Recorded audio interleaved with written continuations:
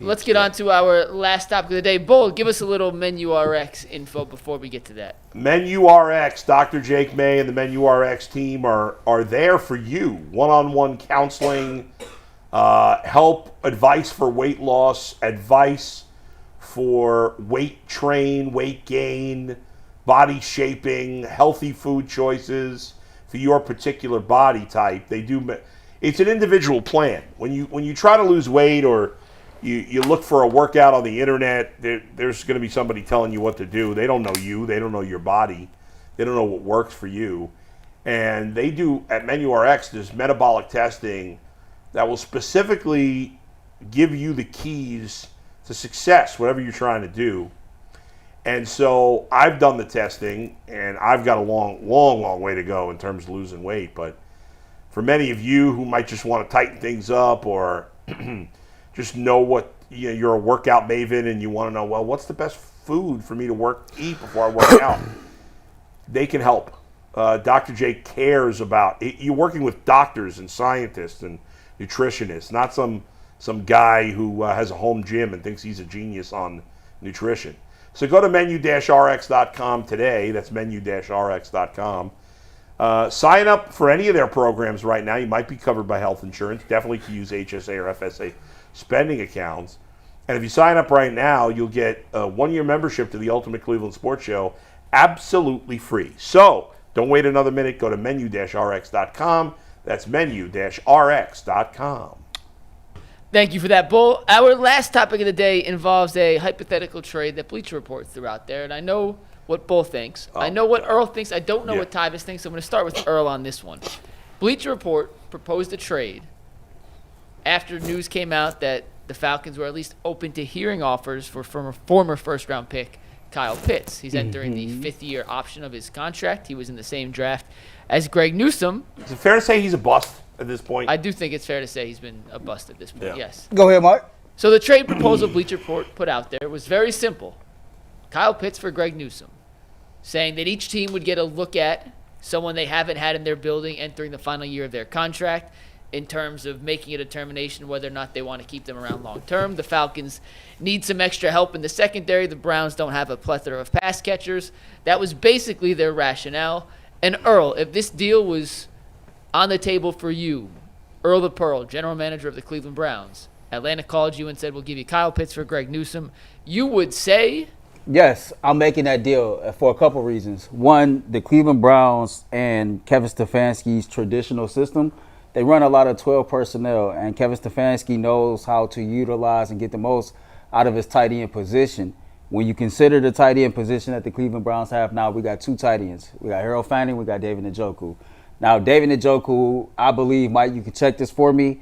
I believe my man is playing on the last year of his deal, and I'm not sure if he has much guaranteed money on his deal. Who? David Njoku. But Kyle Pitts is also 4 or 5 years younger than David Njoku as well. So to me, I think it's worth the risk and flipping Greg for Pitts because Pitts is very talented.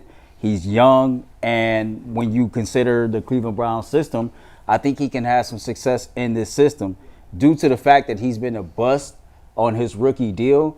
If he even was to perform a little bit, hypothetically, 1 year here in Cleveland, re-signing him is not even like you're going to pay him top 10 tight end money, right?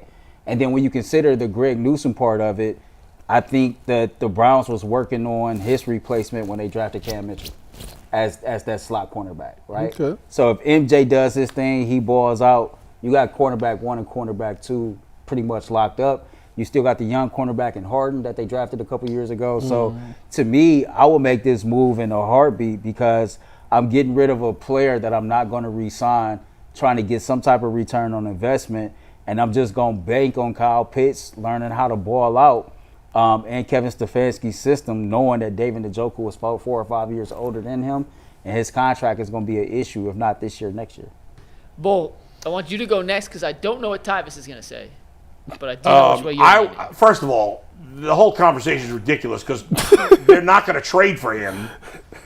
I don't even know why Bleacher Report would suggest this. They have 2 tight ends already. Nobody trades to have 3 legitimate. Has a team ever had 3 legitimate tight ends in modern football history? I never heard of such a thing. So it just doesn't make any sense. If you're going to trade Greg Newsome, I mean, I get it. In terms of the value of the player, yeah, I mean, Kyle Pitts is worth as much, if not more, than Greg Newsome.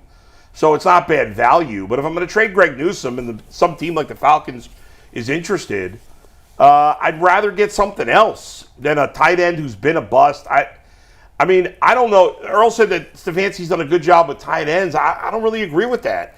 I mean, David Njoku had a good stretch with Joe Flacco. Outside of that, he's been just the same mediocre guy he was. I mean, he's fine. Nobody else has really stood out at the position. You just made it a priority draft pick, and he might turn out to be good in this offense. Is he gonna make enough of an impact that you'd be willing to commit a long-term deal to him when you already have Harold Fannin in the fold? I doubt it. So I'd rather trade Greg Newsome for a player at another position that I need more. Again, if they did it, would I say bad trade? No, I wouldn't say bad trade. I just don't think it really makes much sense. I'm with you. I mean, I like it I think the logic behind it both with, Greg Newsome going to the Falcons and Kyle Pitts coming here and they both have 1 year left to see what they got. I like it from that standpoint. I do think that it stunts Harold Fannin's growth because it'll take reps away from him. He's not playing this year if he makes this trade. And if both of those guys, if Njoku's on his last deal or last year of his deal, and they decide not to resign him, then his replacement is right there. He will become tight end one, and then you could just take a later tight end and a later. Those are picks that people find a dime a dozen. But to trade away the guy in the secondary, Cam Mitchell, I don't know. I still don't know if he's ready. To this point, we've been saying we want to see him for 2 years. And I still can't tell you if I'm comfortable with him being your every down nickel. So that would scare me a lot from that standpoint that it could scare me off of that deal. Kyle Pitts, Brock Bowers is what everybody thought Kyle Pitts was going to be. Yes. And he has not lived up to that. And, I agree, Earl, Kevin Stefanski does a great job with utilizing tight ends and getting them involved. There has not been a significant superstar, but they have been productive, and they are a key essential piece to what Kevin wants to do. So you do want to have some strengths at that position. However, David Njoku has been good. He just can't stay healthy. And Kyle Pitts has the ability to be good, but he has not showed up. So to me, it's kind of it's wash. It's a wash with those two guys. Whether or not you have him as your number one tight end between David Njoku and Kyle Pitts. If anything, I'm going to stay with David Njoku because at least he knows the system and I don't have to teach him everything new. So, he is younger, as well says. Kyle Pitts is younger. I give you that. But like I say, what has he done in this league that makes you think that he could be your tight end one? So let me ask you this. Is there any way that you can utilize his skill set, David's skill set, or Fanning's skill set in a way 13 to where, personnel? Yeah, because I remember like one of the things that was on his scouting report, Kyle Pitts coming out was he was a tight end that was in a wide receiver's body. How he was a guy that you can line up in the slot. And when I think about when you think about Harold Fannin, what do you think? I think the same thing. I just think the more the merrier. I think you can get creative with it because in the wide receiver room, you got Jerry Jeudy and a bunch of possibles, right? Okay. And so like if David Njoku can't stay healthy, then what else you got? I gotta consider depth. I gotta consider the possibility of injury, and I gotta trust that Tommy Rees can add some creative wrinkles to this Kevin Stefanski offense. I just feel like Tommy Rees, the guy that ran the spread in college. Hey, I'm just saying. To Tyvus's point, I didn't really think about this, but I think this is a really good point that we need to follow up on. Harold Fannin is talented, but he's a raw player. I mean, he played at Bowling Green. Mm-hmm. He's got a lot to learn, and there's a lot of development. Like, he has potential to be a really good player, but he needs a lot of development. And if you brought in Kyle Pitts, even with creativity, he's going to get less opportunity. There's just no way around that. He's going to stun his growth. And so, and then what if you're like, well, Kyle Pitts didn't do anything, and David Njoku's gone, and now you want to hand over the starting job to Fannin next year, but he barely played.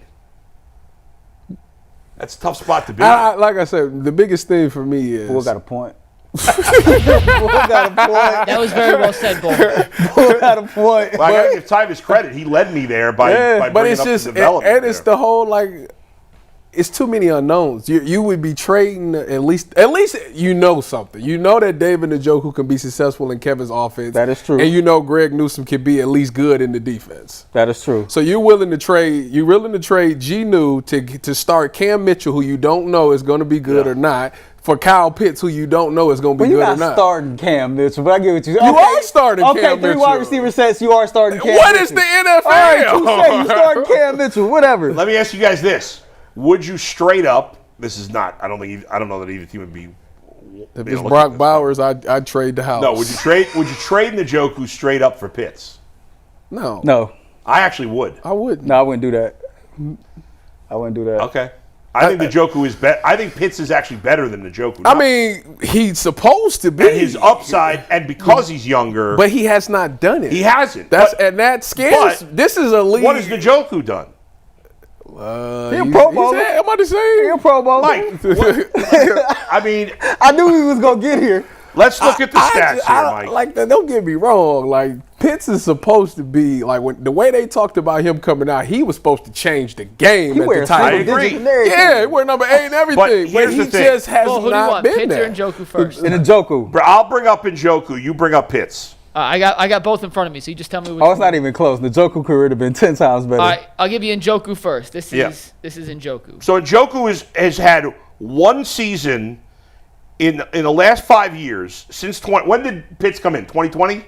Pitts' rookie season was 21. 21. Okay, so since 21, Njoku. Pitts has had a 1,000-yard season, and Njoku never has. How many touchdowns does Pitts have in the last 4 years? Not a lot. 10 in his career.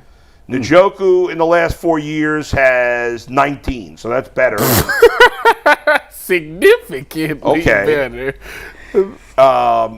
Now, In the last 4 years, I have 4 Yeah. years. So since they've been in the league together, yeah, Pitts for his career yeah.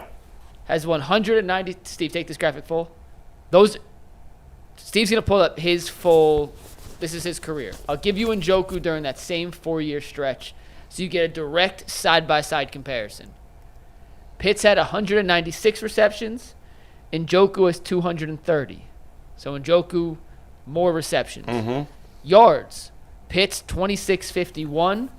Njoku 2490. So advantage Pitts slightly. Mm-hmm. Touchdowns, 19 for Njoku, 10 for Pitts, and yards per reception, 13.5 for Pitts, 10.4 for Njoku.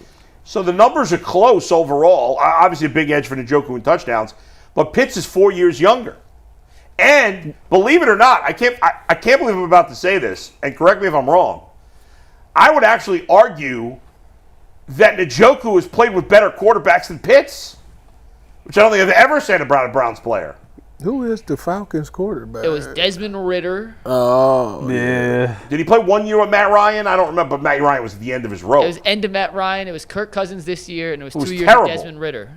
I mean, he What did he do this year? At least Njoku had Baker his first 2 years. That's fair. The first 2 years of this. That's fair. Who, as much as Baker wasn't good that second year, he's better than any of those guys. And then he had Flacco, which is where he put up his best numbers. What's your thoughts on Cam Mitchell? I don't believe in him as a starter. I'm with you. Would you make the trade? Would I trade? Newsome. That right there. Kyle Pitts for Newsome. I guess in the end I would, even though I said it doesn't make any sense. But I'd rather trade Kyle Pitts for David Njoku. Or make this trade. Here's what we're gonna do. Travis. I have solved the problem. You gonna sign Jair We're gonna sign Jair Alexander. All right, we up then. Oh, well, I'll take the We all in agreement then. Then we're gonna trade David Njoku to who's a good You team. said Kyle Pitts. Oh, you got to gonna be in the trade? NFC. Oh, you gonna take this? We gotta trade? trade Trade David to the Njoku to the who's a team needs a tight end, a good team in the NFC. The Chargers. They're the They're AFC. not in the NFC. We Seattle? traded to the Chargers. Earl, AFC West. I don't know who mean, Seattle got. We as a traded to tight the end. Chargers for We ain't trade him to the Broncos. I know that. Maybe for what do we need? What do we need? We need another wide receiver. Why you Broncos have no Quentin wide Johnston.